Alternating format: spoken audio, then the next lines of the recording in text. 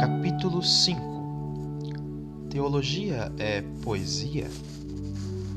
A questão que me pediram para discutir nesta noite, teologia é poesia, não é uma escolha minha. Na verdade, vejo-me na posição de um candidato num exame e devo obedecer à recomendação de meus tutores. Primeiramente, ao me certificar de que sei o que esta questão significa. Por teologia queremos dizer, suponho, a série de afirmações sistemáticas sobre Deus e sobre o relacionamento deste com o ser humano, que constitui a linguagem dos fiéis de determinada religião. E, num artigo enviado a mim por este clube, posso presumir que teologia significa principalmente a teologia cristã. Sou audacioso ao presumir isso porque um pouco do que penso a respeito de outras religiões aparecerá naquilo que tenho a dizer. Também devemos ter em mente que grande parte das religiões do mundo não tem uma teologia. Não havia declarações reunidas de forma sistemática com as quais os gregos concordavam em sua crença em Zeus. O outro termo, poesia, é muito mais difícil de definir, mas acredito que posso supor a questão que meus examinadores tinham em mente, mesmo sem uma definição. Existem algumas coisas de que certamente não estavam indagando, por exemplo, se a teologia está escrita em forma de versos. Não estavam me perguntando também se a maioria dos teólogos é composta por mestres de um estilo simples, sensível e passional. Acredito que queriam dizer: teologia é meramente poesia? Isso pode ser expandido.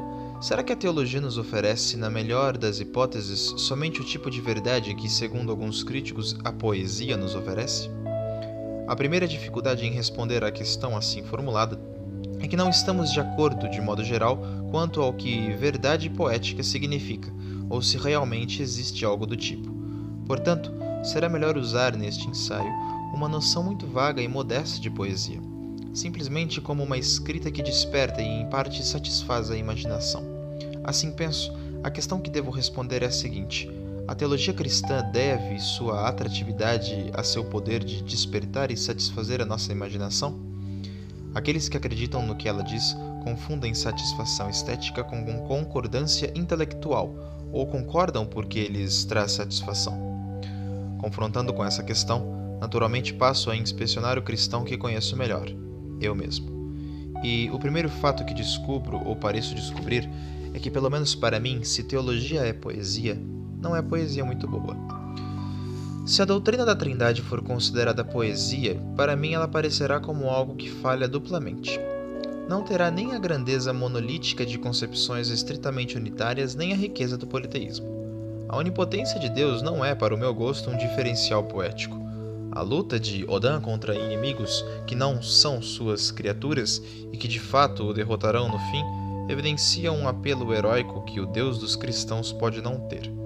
Há também uma certa esterilidade no retrato cristão do universo. Um estado futuro e ordens de criaturas sobre-humanas são apresentados, mas são dadas apenas indicações mínimas quanto à natureza.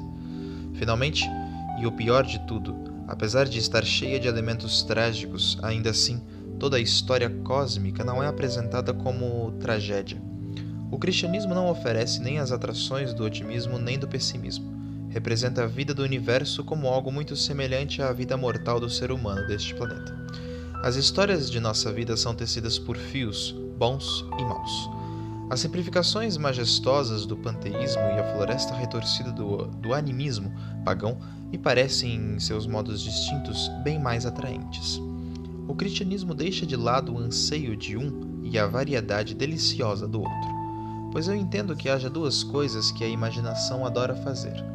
A imaginação adora abraçar seu objeto completamente, contemplá-lo com o mesmo olhar e vê-lo como algo harmonioso, simétrico e autoexplicativo. Essa é a imaginação clássica para a qual o Parthenon foi construído, e que também gosta de se perder no labirinto, ao se render àquilo que é complexo. Essa é a imaginação romântica para a qual Orlando Furioso foi escrito, embora a teologia cristã não atenda bem a nenhuma delas. Se o cristianismo é só mitologia, então acho que a mitologia na qual eu creio não é a que eu mais gosto. Eu acho a mitologia grega muito melhor, a irlandesa melhor ainda, e a melhor de todas é a mitologia nórdica. Após ter feito essa introspecção, passo a indagar o quanto meu caso é peculiar ou não. não parece, certamente, algo singular. Não é de todo claro que a imaginação do ser humano sempre tenha se encantado com a maioria das figuras sobrenaturais nas quais acreditou. Entre os séculos XII e XVII, a Europa pareceu ter encontrado um prazer inesgotável na mitologia clássica. Se os números e o entusiasmo por pinturas e poemas tivessem de ser o critério para a crença, deveríamos concluir que esses séculos foram pagãos e que, sabemos, não são verdadeiros. Aparentemente, a confusão entre satisfação imaginativa e concordância intelectual, da qual os cristãos são acusados, não é algo comum ou fácil como as pessoas supõem. Acredito que até mesmo crianças raramente sofrem disso. Fingir que são ursos ou cavalos é algo que agrada a sua imaginação, mas não me recordo de alguma vez ver uma criança sob o menor efeito sequer de um delírio. Mas será que não existe alguma coisa na fé que seja hostil à perfeita satisfação imaginativa? Os ateus sensíveis e cultos parecem, por vezes, apreciar o aparato estético do cristianismo de uma maneira que o cristão pode apenas invejar. Os poetas modernos, certamente, apreciam os deuses gregos de uma maneira da qual não encontro o menor vestígio na literatura grega. Que cena mitológica na literatura antiga pode se comparar por um momento sequer com o Hyperion de Keats? De certo modo, arruinamos uma mitologia feita para propósitos imaginativos quando cremos nela. As fadas são populares na Inglaterra porque não achamos que elas existem. Não são nada divertidas em Arran ou em Connemara. No entanto, preciso me policiar para não ir longe demais. Sugeri que a crença arruína um sistema ligado à imaginação em certo sentido, mas não em todos os sentidos. Se chegasse a crer em fadas, eu iria quase certamente perder o prazer típico que agora desfruto delas quando leio O Sonho de uma Noite de Verão. Mas, posteriormente, quando as fadas em que eu cresci estivessem se assentado como habitantes de meu universo real e tivessem se conectado plenamente com outras partes do meu pensamento, um novo prazer poderia surgir. A contemplação daquilo que tomamos como real é sempre, em mentes toleravelmente sensíveis, penso eu, assistida por certo tipo de satisfação estética, um tipo que depende precisamente em sua suposta realidade. Há uma dignidade e pungência pelo simples fato de que algo existe.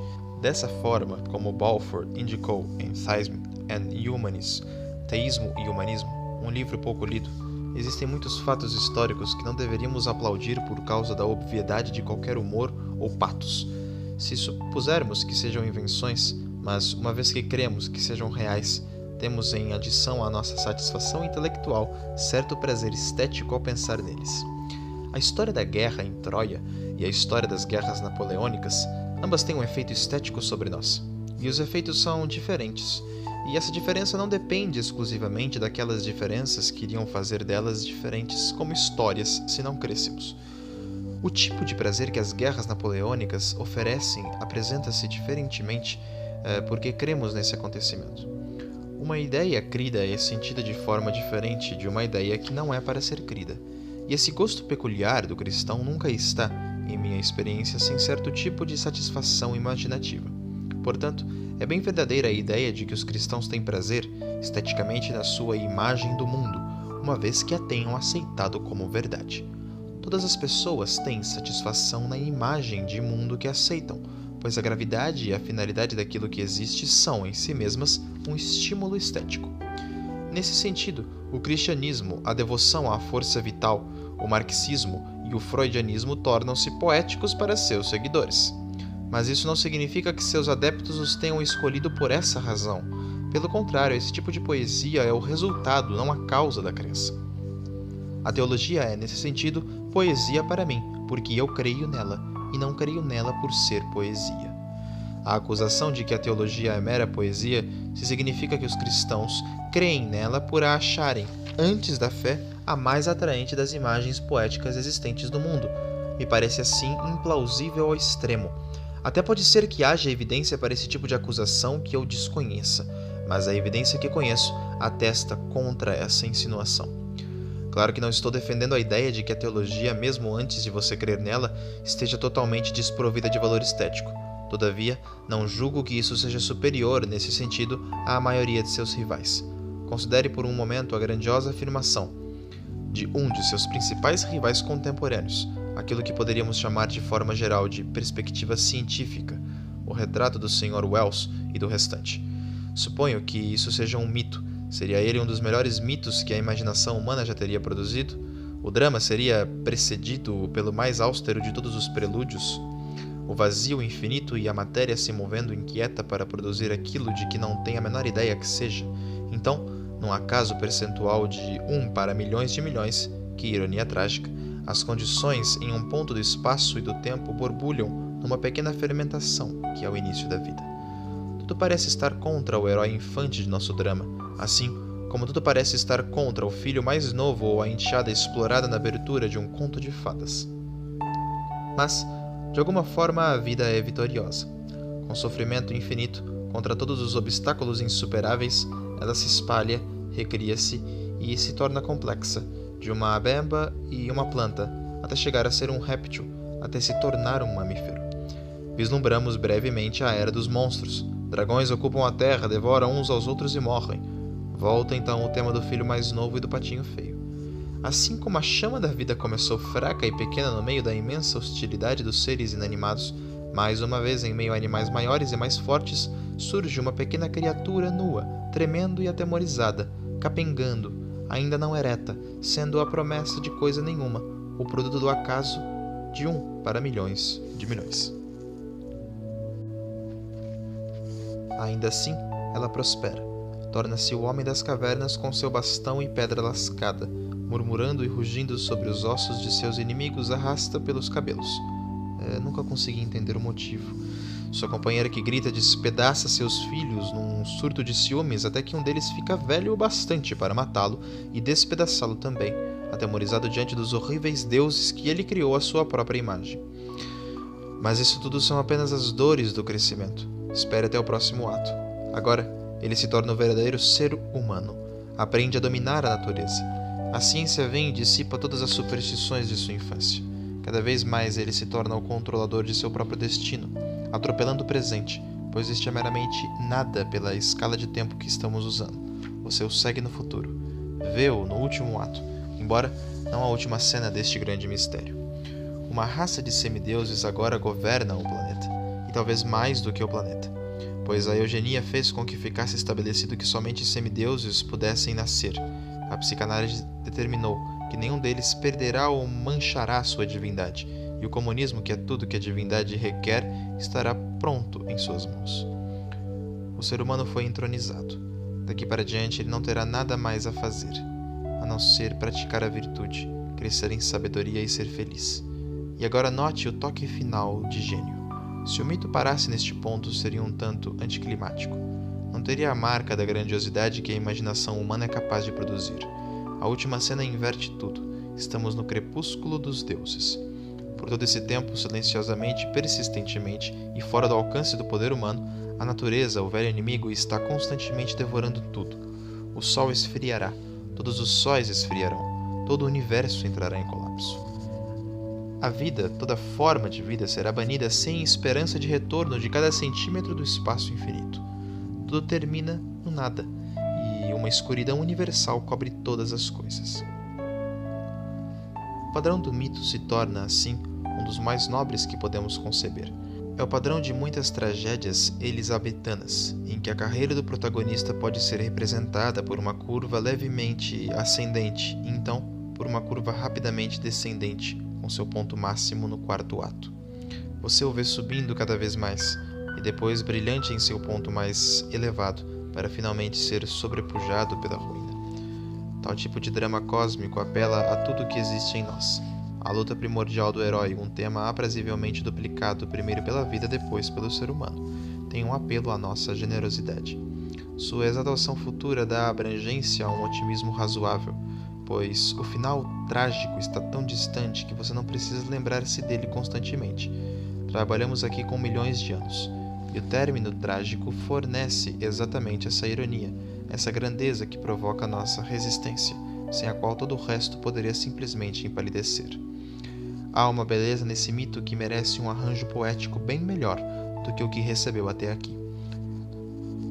Espero que algum grande gênio venha ainda a cristalizá-lo, antes que seja levado pelo incessante curso de mudança filosófica. Falo, é claro, da beleza que tem independentemente de você acreditar nele ou não.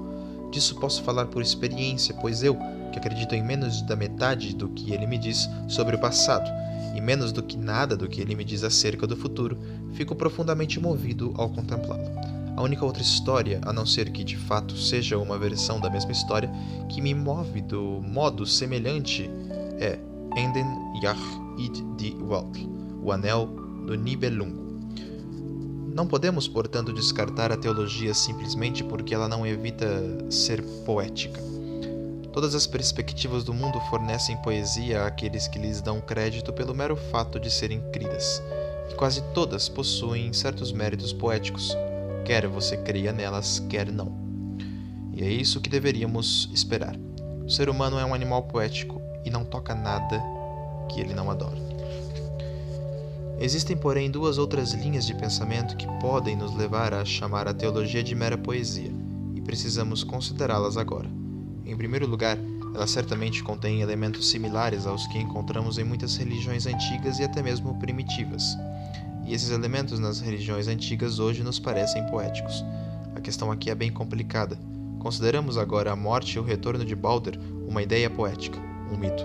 Somos assim convidados a deduzir que a morte e a ressurreição de Cristo são também uma ideia poética, um mito. No entanto, não começamos realmente com a proposição ambos são poéticos, e assim argumentando que, portanto, ambos são falsos. Parte do aroma poético que pesa sobre Balder é, creio eu, devido ao fato de que já tenhamos concluído que não é possível crer nele. Dessa forma, o real ponto de partida do argumento é a descrença e não a experiência poética. Mas, talvez isso seja algo muito sutil, certamente uma sutilidade, e vou deixar isso de lado. Que tipo de luz é projetada sobre a verdade ou falsidade da teologia cristã pela ocorrência de ideias similares na religião pagã? Penso que a resposta foi muito bem dada há 14 dias pelo Sr. Brown. Suponhamos, para propósitos de argumentação, que o cristianismo seja verdadeiro. Então, ele poderia evitar toda coincidência com outras religiões somente pela suposição de que todas as outras religiões estão 100% erradas. A isso vocês poderão lembrar. O professor H. Prince respondeu em concordância com o Sr. Brown, dizendo: sim, com essas semelhanças você poderá concluir não tão mal assim para o cristianismo, mas muito melhor para os pagãos. A verdade é que essas semelhanças nada dizem nem a favor nem contra a verdade da teologia cristã. Se você parte da premissa de que a teologia é falsa, as semelhanças são muito coerentes com essa premissa. É de se esperar que criaturas da mesma espécie, quando estão diante do mesmo universo, façam as mesmas falsas afirmações mais de uma vez. Mas, se você parte da premissa de que a teologia é verdadeira, as semelhanças se encaixam igualmente bem. Enquanto a teologia diz que uma iluminação especial foi concedida aos cristãos e, anteriormente, aos judeus, também diz que existe uma iluminação divina concedida a todas as pessoas. A luz divina é, nos dito, ilumina todos os homens. Deveríamos, portanto, esperar encontrar na imaginação de grandes mestres pagãos e fazedores de mitos algum lampejo daquele tema que acreditamos ser o próprio enredo de toda a história cósmica, o tema da encarnação, morte e renascimento. E as diferenças entre os cristãos pagãos, Balder, Osíris, etc., e o próprio Cristo é exatamente o que esperaríamos encontrar. As histórias pagãs são todas a respeito de alguém morrendo e voltando à vida, seja num acontecimento anual ou em lugar e data desconhecidos. A história cristã fala de uma personagem histórica, cuja execução pode ser datada com boa precisão, sob a autoridade de um magistrado romano mencionado por nome, e a sociedade que ele fundou continua, até os dias de hoje, num relacionamento permanente com ele. Não se trata aqui da diferença entre falsidade e verdade, mas da diferença entre um evento real e, por outro lado, de sonhos contemplados ou premonições do mesmo evento. É como ver algo entrando gradativamente em foco. Primeiro, está suspenso nas nuvens do mito e ritual, vasto e vago. Depois ele condensa, materializa-se num sentido, torna-se pequeno como um evento histórico na Palestina. Essa focalização gradual está em curso mesmo dentro da própria tradição cristã. As tradições presentes nas narrativas do Antigo Testamento contêm muitas verdades que estão expressas numa forma que eu considero lendária ou mesmo mitológica, suspensa nas nuvens, mas gradativamente a verdade se condensa, tornando-se cada vez mais histórica. de coisas tais como a Arca de Noé ou o sol parado sobre o vale de Aijalon, você chega até as memórias da corte do rei Davi. Finalmente você alcança o Novo Testamento. A história reina suprema e a verdade se encarna. E se encarna é aqui mais do que uma metáfora. Não é uma semelhança acidental que aquilo que do ponto de vista da existência é afirmado com a forma Deus se tornou homem, deveria envolver do ponto de vista do conhecimento humano a afirmação o mito se tornou fato. O significado essencial de tudo o que existe desceu do céu, do mito para a terra da história. Ao fazer isso, ele parcialmente se esvaziou de sua glória, como Cristo esvaziou a si mesmo de sua glória para se tornar homem. Essa é a real explanação do fato de que a teologia, longe de derrotar seus rivais como a poesia superior, é num sentido superficial, ainda que bem real, menos poética do que aqueles. É por isso que o Novo Testamento é no mesmo sentido menos poético do que o Antigo Testamento. Será que você nunca sentiu no culto que, se a primeira leitura tem o efeito de causar em nós admiração, a segunda é de menor impacto em comparação? Quase, se é que se pode dizer assim, que enfadonha. Mas assim é que deve ser. Essa é a humilhação do mito que se torna fato, do Deus que se torna homem, aquilo que é em todo lugar e sempre, sem imagem e inefável, apenas podendo ser vislumbrado em sonho e símbolo, tornando-se pequeno, sólido no ato da poesia do ritual, do tamanho de um homem que pode pegar no sono, num barco, a remos no lago da Galileia. Você poderá dizer que isso, no fim das contas, é ainda assim poesia profunda. Não vou contradizê-lo. A humilhação leva a uma glória maior, mas a humilhação de Deus e o encolhimento ou a condensação do mito, à medida que se tornam realidade, também são bastante reais. Depois de mencionar o símbolo, volto-me à última proposição, sobre a qual irei considerar a acusação de mera poesia. A teologia certamente compartilha com a poesia o uso da linguagem metafórica ou simbólica. A primeira pessoa da Trindade não é o Pai da segunda num sentido físico.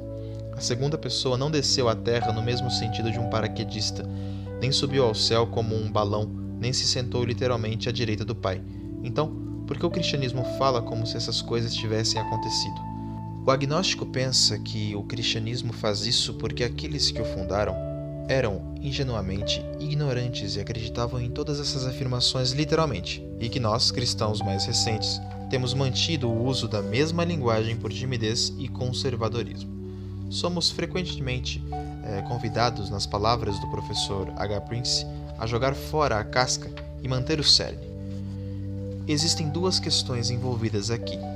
Primeira, em que os cristãos antigos criam? Será que para eles Deus realmente tem um palácio material no céu e que ele recebeu seu filho num ornamentado trono colocado um pouco mais à direita de seu próprio? Ou será que não? A resposta é que a alternativa que lhes oferecemos provavelmente nunca esteve presente em sua mente. Logo que estivesse presente, saberíamos de que lado da cerca eles se posicionariam. Logo que o tema do antropomorfismo foi explicitamente colocado diante da Igreja no segundo século, penso eu, o antropomorfismo foi condenado. A Igreja conhecia a resposta, que Deus não tem um corpo e que por essa razão não poderia sentar num trono. Então logo, a pergunta foi feita. Mas até que a questão fosse levantada, é claro, as pessoas não criam nem em uma nem em outra resposta.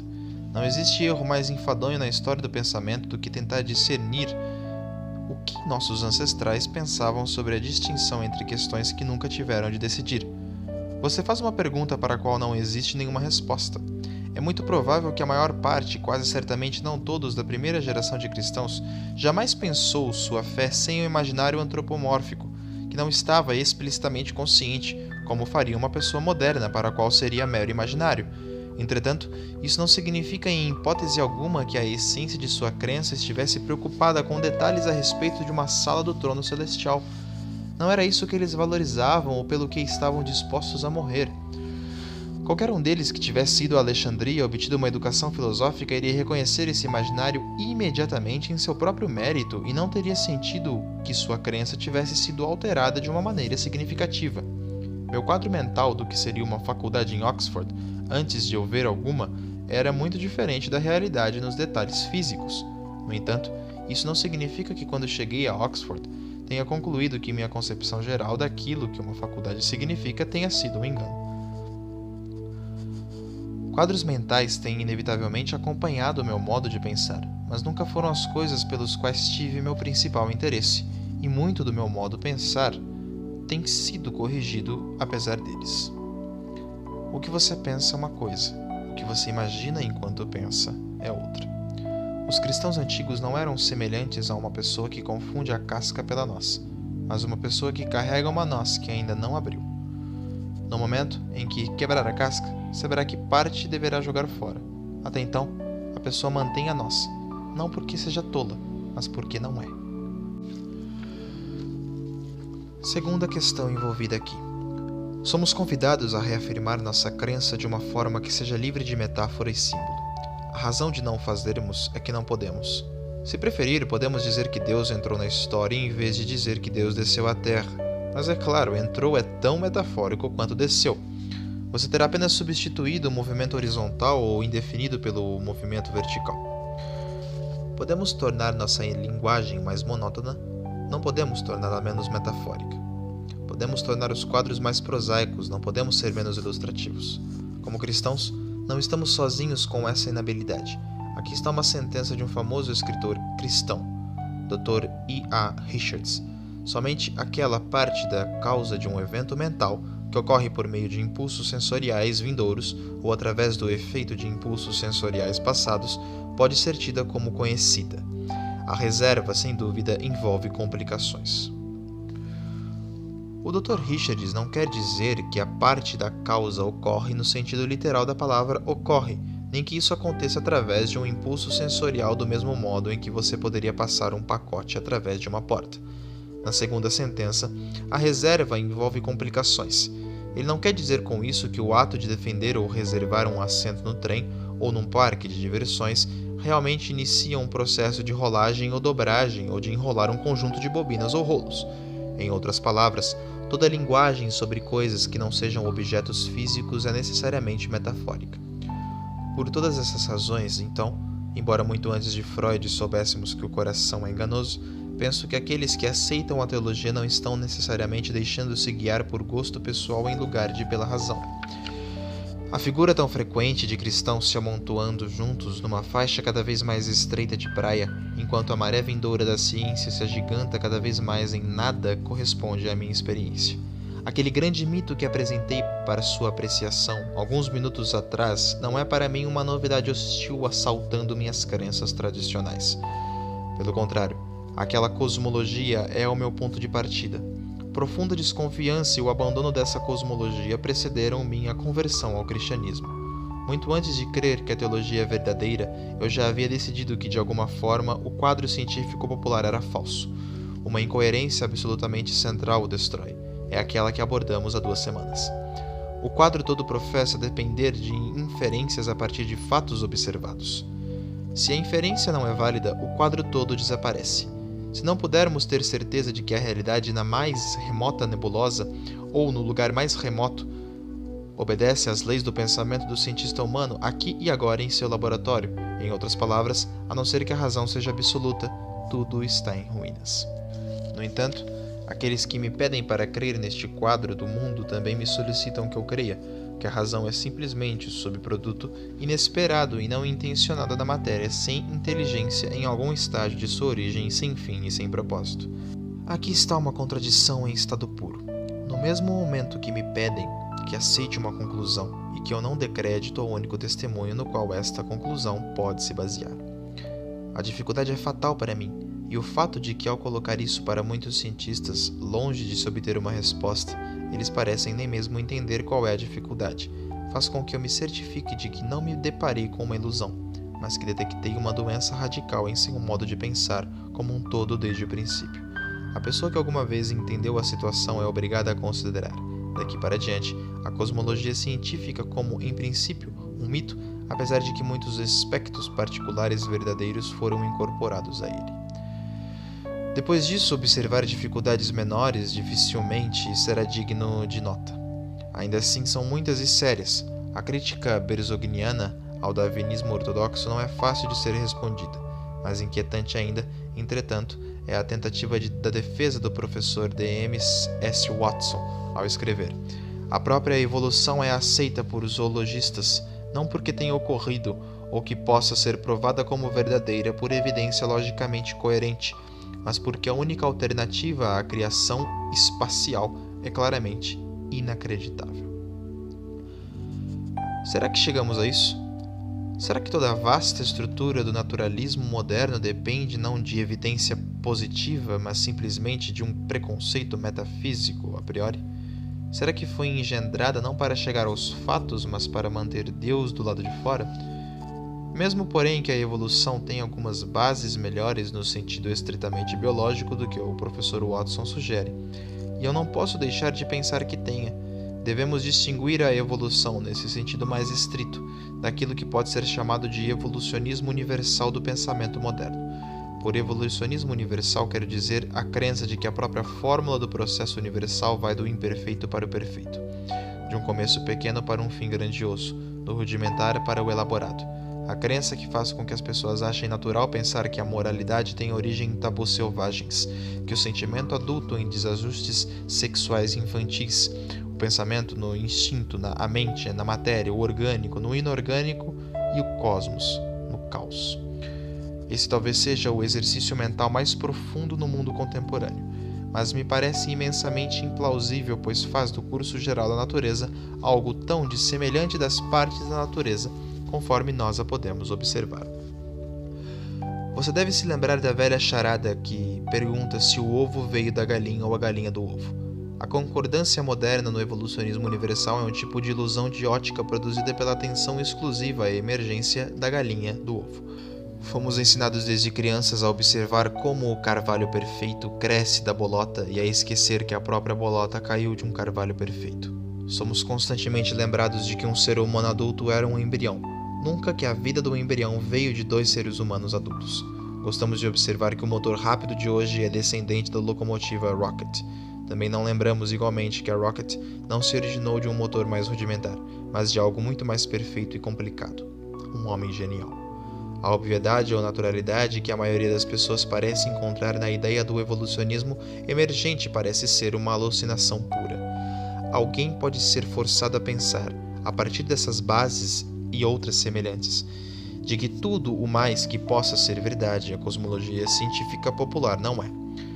Abandonei aquele navio não por causa do chamado da poesia, mas porque pensei que ele não pudesse se manter flutuando. Algo como o idealismo filosófico ou o teísmo deve ser, na pior das hipóteses, menos falso que isso. E o idealismo nos se mostrou um teísmo disfarçado, quando você o leva a sério. E uma vez sendo aceitado o teísmo, você não poderia ignorar as afirmações de Cristo.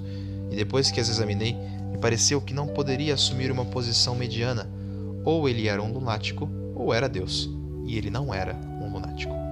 Aprendi na escola que depois de fazer uma soma, deveria testar a minha resposta. A prova ou verificação de minha resposta cristã à soma cósmica foi esta.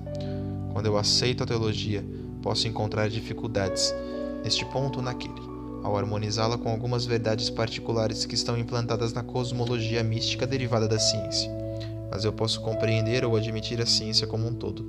Se admito que a razão é anterior à matéria e que a luz daquela razão primordial ilumina mentes infinitas, posso compreender como as pessoas podem vir a saber, pela observação e inferência, muito do universo em que vivem. Se por outro lado eu aceito a cosmologia científica como um todo, então não apenas não serei capaz de acomodar o cristianismo, mas não poderia acomodar a própria ciência.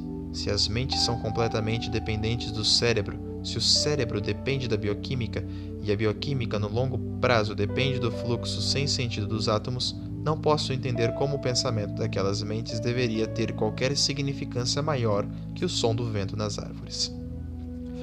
E esse é para mim o teste decisivo. É assim que distingo o sonho e a vigília. Quando estou desperto, posso, em certo grau, avaliar e estudar meu sonho. O dragão que me perseguiu na noite passada pode ser encaixado no meu mundo desperto. Sei que existem coisas como sonhos. Sei que comi um jantar difícil de digerir. Sei que alguém que lê o que leio está sujeito a sonhar com dragões. Mas enquanto eu estava no pesadelo, não podia inserir minha experiência no desperto. O mundo desperto é avaliado de modo mais real porque poderá conter, assim, o mundo dos sonhos. O mundo dos sonhos é avaliado como menos real porque não pode conter o mundo desperto. Pela mesma razão, Estou certo de que, ao passar dos pontos de vista da ciência para o teológico, passei do sonho para o despertamento. A teologia cristã pode acomodar a ciência, a arte, a moralidade e as religiões não cristãs. A perspectiva da ciência não é capaz de acomodar nenhuma dessas coisas, nem mesmo a própria ciência. Creio no cristianismo, assim como creio que o sol nasceu. Não apenas porque eu vejo, mas porque por meio dele eu vejo tudo mais.